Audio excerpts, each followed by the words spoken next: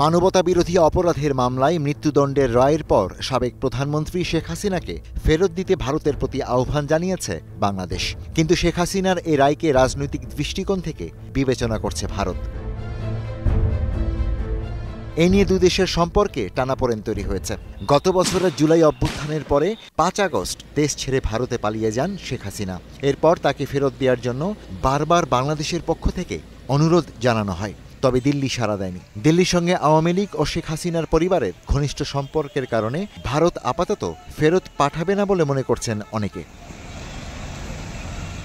তবে ভারতীয় একাধিক ভূরাজনৈতিক বিশ্লেষক বলছেন, নয়াদিল্লি মৃত্যুদণ্ডের মুখোমুখি করতে শেখ হাসিনাকে বাংলাদেশে পাঠাবে না। যদিও ভারতের সঙ্গে একটি প্রত্যর্পণ চুক্তি রয়েছে ঢাকার। এ চুক্তি অনুযায়ী হাসিনাকে বাংলাদেশে ফেরত দিতে বাধ্য নয়াদিল্লি। তবে তারা বলেছেন, প্রত্যর্পণ চুক্তিতে একটি ব্যতিক্রমের কথা বলা আছে। রাজনৈতিক ব্যক্তিত্বের ক্ষেত্রে এ ব্যতিক্রমী ধারা ব্যবহার করা যাবে। কোনো ব্যক্তি যদি রাজনৈতিক হয় বা অপরাধের ধরন যদি রাজনৈতিক হয়, তাহলে তাকে প্রত্যর্পণ নাও করতে পারে। আরও ওই আইনের মধ্যে বলা আছে যে যে দেশে বন্দী রয়েছেন সেই দেশ যদি মনে করে যে অভিযোগকারী দেশে গেলে ওই নির্দিষ্ট বন্দী নিপীড়িত হবেন, তার উপর অত্যাচার করা হবে, তাহলে যিনি বন্দী যে দেশে আছেন সেই দেশ বন্দী প্রত্যর্পণ নাও করতে পারে। এদিকে একজন আশ্রিত ব্যক্তিকে কখনোই শত্রুদের হাতে তুলে দেওয়া যায় না বলে জানিয়েছেন ভারতীয় আরেক বিশ্লেষক।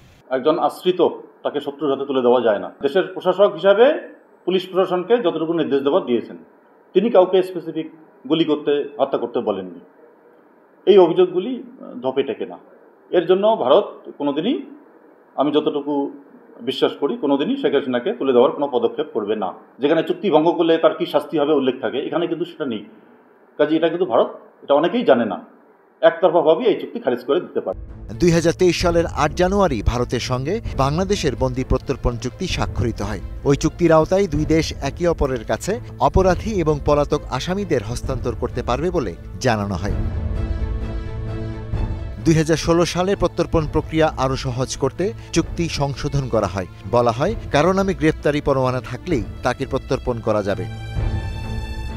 সংশোধিত চুক্তি অনুসারেই তাকে প্রত্যর্পণ করার কথা বলছে অন্তর্বর্তী সরকার।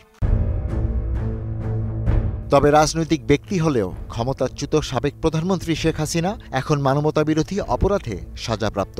সে কারণে রাজনৈতিক ব্যক্তির জন্য বিশেষ ধারা তার ক্ষেত্রে কার্যকর হবে কিনা তা নির্ভর করছে দুই দেশের কূটনীতিক সম্পর্কের উপর, বলছেন বিশ্লেষকরা। Ishtiaq Hossain, star news.